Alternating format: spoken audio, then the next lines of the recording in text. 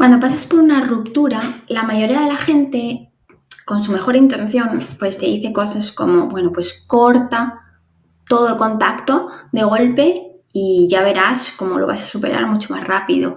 O haz contacto cero y ya está. Pero, aunque el contacto cero es una herramienta súper útil, tenemos que ver cómo aplicarla para que no se vuelva en nuestra contra. Porque está muy de moda lo del contacto cero. Pero cuidado. Todo lo que te voy a contar aquí no aplica en los casos en los que pues este hombre con el que has estado está poniendo o ha puesto en riesgo tu seguridad, porque tu seguridad ahora es la prioridad, con lo cual tienes que hacer contacto cero sí o sí. Pero al margen de esos casos en los que tu seguridad se ve en peligro, pues vamos a ver cómo puedes gestionarlo de la mejor forma posible sin caer en errores que pueden hacer que el contacto cero, como digo, se vuelva en tu contra. ¿Por qué siempre se está hablando de haz contacto cero, haz contacto cero? ¿Vale? Porque se tiende a pensar que el vínculo emocional que tú tienes con esa persona va a desaparecer cuando tú dejes de tener ese contacto con él, pero no es verdad. Es como si tú intentas tapar una fuga de agua con el dedo. Vale, el agua va a dejar de salir de la fuga, pero la presión que ejerces sobre tu dedo va a seguir ahí. Entonces, como digo, no borra ese vínculo emocional. Vas a poder estar pensando en él las 24 horas del día si ya lo hacías antes, aunque no tengas ese contacto. Además, si el contacto cero lo estás haciendo desde esa posición de ya verás, voy a dejar de hablar con él y ya verás cómo me va a echar de menos, se va a dar cuenta de lo que ha perdido, se va a dar cuenta de lo fuerte que soy. Esto solo hace reforzar tu vínculo con él porque lo estás haciendo por él, no por ti. Entonces, hay que tener muy en cuenta desde dónde aplicamos este contacto cero.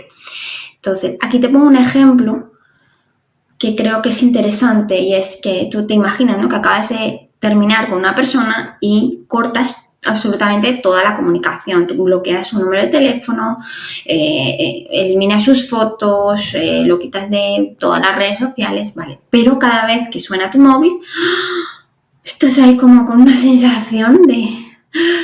¿Vale? Y pasan las semanas y aunque tú no le escribes, tú estás revisando, intentando revisar su perfil desde otra cuenta que te has creado, anónima.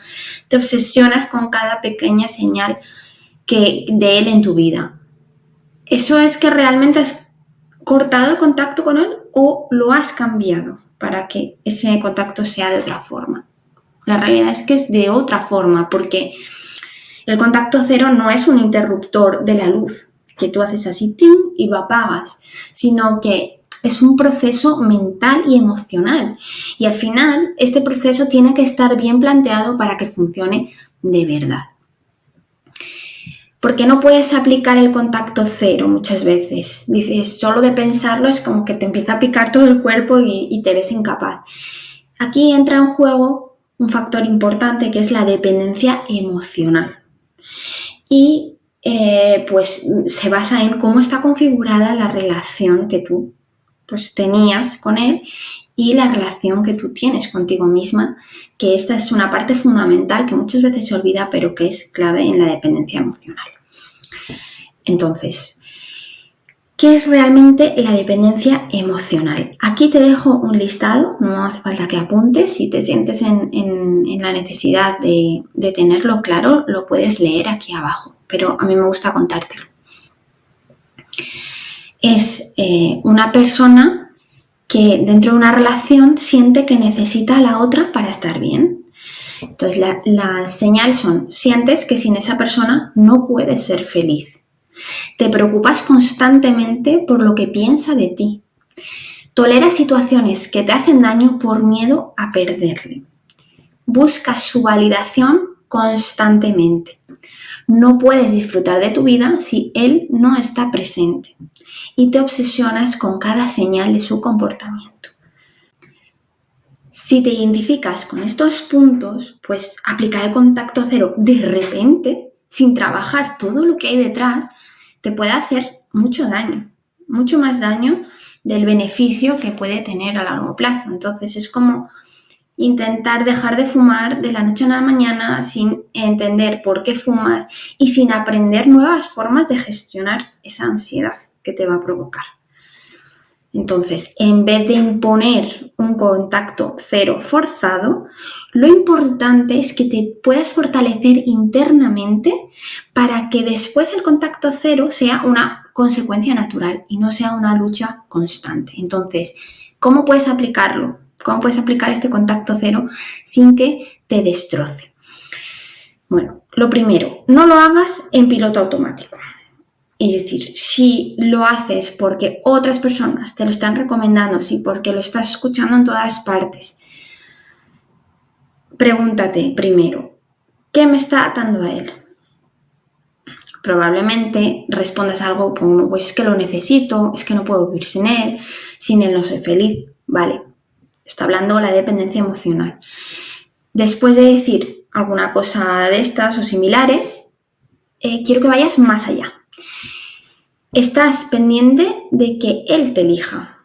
Y como estás tan pendiente de que sea él el que te elija a ti, de que te quiera, de que no te deje, de que tienes que encontrar la forma, lo que sea, cualquier forma válida para que funcione vuestra relación y que estéis bien, te has olvidado de preguntarte a ti misma si esto es lo que realmente quieres. ¿Te gusta realmente esta persona? ¿Serías amiga de alguien como él? Lo que te recomiendo es que dejes de enfocarte en lo que él quiere y empieces a preguntarte, ¿qué quiero yo? La segunda, prepárate antes de dar el paso. No es solo dejar de hablarle, sino llenar ese vacío con otras cosas. Si ese contacto cero, esa ausencia, te va a dejar un vacío enorme, con muchísima ansiedad, necesitas un plan. Entonces, ¿qué vas a hacer con el tiempo y la energía que antes le dedicabas a esa relación? ¿Qué personas o actividades pueden ayudarte a no caer en la tentación de volver? Dedica al menos 5 minutos, no te pido más, pero 5 minutos al día a partir de hoy a pensar solo en ti y haz un listado de todo lo que te he preguntado, actividades y personas en las que te puedas enfocar pensando única y exclusivamente en ti, en lo que tú quieres y en lo que te gusta. Tercero es que debes crear tu propio cierre emocional. Quizá estás esperando esa conversación final o una disculpa o una validación para sentir que puedes cerrar ese capítulo de tu vida tranquila. Pero eso no va a suceder. Seguramente en el 99,9% de los casos no sucede. Entonces en el tuyo seguramente tampoco. Porque si es, por ejemplo, una persona que va a querer tenerte ahí a su conveniencia, nunca te va a dar el cierre porque no le compensa. Te va a estar teniendo pendiente de él. Te va a dar lo mejor de él cuando le interese y después va a desaparecer y así continuamente para que sigas enganchada. Y segundo, porque no necesitas a otra persona para que te dé ese cierre que tú misma te puedes dar. ¿Qué puedes hacer en este caso? Escribirlo. Escríbelo como un ritual que te ayude a asumir que eso se ha terminado. Siguiente punto, anticípate a los momentos de debilidad, porque va a haber momentos de debilidad y es normal. Entonces, no esperes a llegar por la noche y que te encuentres con el móvil en la mano sintiéndote súper mal. Piensa desde ya qué vas a hacer cuando tengas ganas de escribirle. Es decir, plantea un plan de acción. ¿Qué puedo hacer? ¿Salir a andar? ¿Llamar a alguna amiga? Llamar y hablar de otra cosa, no de eso. Escribir, distraerte con algo que te guste. Piénsalo y ten también eso planteado. El punto 5. No te hagas trampas. pensamientos como, bueno, solo le voy a escribir para ver cómo está. O puedo tenerle en redes sociales sin que me afecte. ¿Vale? Todas estas cosas son una trampa perfecta para volver a engancharte. Entonces, si a ti te cuesta mantener esa distancia, intenta no darle oportunidades de colarse de nuevo en tu mente. Sexto es, haz una lista de motivos. Cuando tú sientas que te mueres por volver, lee esa lista de motivos. Recuerda lo que te llevó a esa separación, porque muchas veces la nostalgia nos hace idealizar algo que en realidad nos estaba haciendo daño. Y último punto es acepta que va a doler, pero no para siempre. ¿Vale? Cortar el vínculo con una persona importante, pues al final no es fácil y es normal. Pero si tú sigues resistiéndote a soltarlo, el dolor se va a alargar mucho más. Entonces, no es que te estés castigando, es que te estás protegiendo. Confía en que va a doler, pero el dolor pasará y que te vas a alegrar en el futuro de haber sido valiente. El contacto cero, a mí me gustaría que pudieras entenderlo a partir de ahora como una parte del camino, pero no como la meta. Esa no es la meta. La clave no está en corto el contacto o no corto el contacto, sino en cómo te relacionas tú contigo misma. Como decíamos antes, si este contacto cero te va a generar una ansiedad tremenda, en lugar de forzarlo, trabaja primero en ti, en fortalecer tu autoestima, en cuestionar las creencias sobre el amor que no te hacen bien y en recuperar esa independencia emocional. Y ya cuando estés lista, cuando hayas trabajado todo eso, entonces ya el contacto cero no va a suponerte un castigo o una tortura, sino que va a ser una consecuencia natural de todo ese trabajo que hayas hecho.